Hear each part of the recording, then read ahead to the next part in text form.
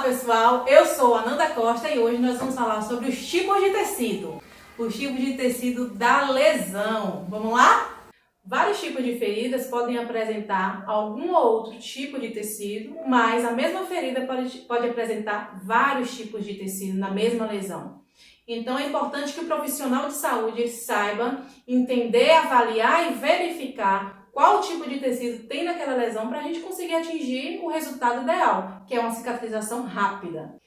Infelizmente, ainda existem alguns profissionais que, quando se deparam com uma lesão, não sabem identificar qual tipo de tecido está ali. E é importante a gente saber diferenciar para poder a gente conseguir tratar aquela lesão de uma forma mais eficiente e que cicatrize de uma maneira mais rápida. Então, quando o profissional toma posse desse conhecimento, sabe identificar qual o tipo de tecido, qual o tipo de lesão, o que precisa realmente avaliar naquela lesão para a cicatrização ser mais eficiente, a cabeça abre para outro universo.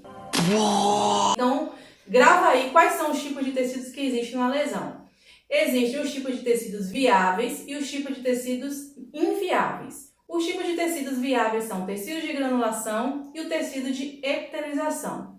O tecido de epitelização, ele já tem uma característica um pouco mais rosa, pode ser brilhante, pode ser opaca, mas essa cor caracteriza a formação de um novo tecido. Ele pode surgir a partir das bordas ou surgir no leito da lesão mesmo durante o processo de cicatrização.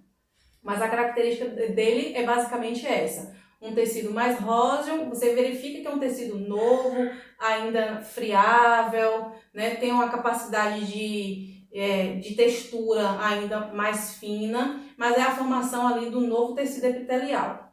E o tecido de granulação, ele é um tecido que tem uma característica mais avermelhada, pode ser também opaco, pode ser também brilhante, pode aparecer muitas vezes de sangrante, mas é importante você entender a diferença entre eles dois.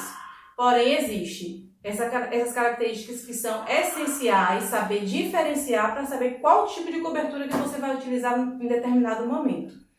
Existem também os tecidos inviáveis. Os tecidos inviáveis são caracterizados como tecido de esfacelo e tecido de necrose.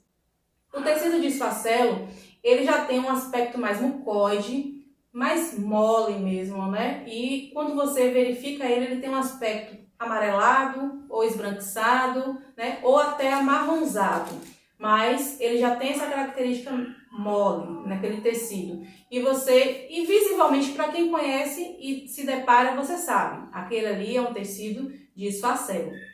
É um tecido já que não tem mais como ser regenerado, ele tem que ser debridado mesmo, retirar aquele tecido. Existem várias formas para poder fazer a retirada dele, mas sabe-se que esse tecido ele não tem a capacidade de regeneração, assim como o tecido de necrose.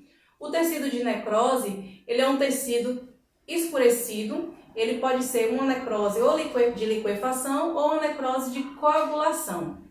O tecido de necrose liquefeito, deixa eu refazer essa palavra aqui. O tecido de necrose liquefeito, ele é um tecido mais amolecido também, mas já tem a característica escurecida, amarronzada. Quando você avalia ele, você verifica que ele é um tecido de necrose, mas também existe o tecido de necrose por coagulação, que é onde aquele conhecido termo chamado de escara, que é aquela capa necrótica aderida ao leito da lesão. Pode estar também num processo já solto, mas ela já foi aderida antes. E ali também precisa ser retirado, removido, para que a gente comece a fazer o tratamento de uma forma eficiente. E aí vai depender muito do tipo de lesão, do tipo de cobertura, né? O que é que a gente vai utilizar ali, mas essa diferenciação deve ser realizada de forma coerente para que a gente saiba quais tipos de cobertura devemos utilizar.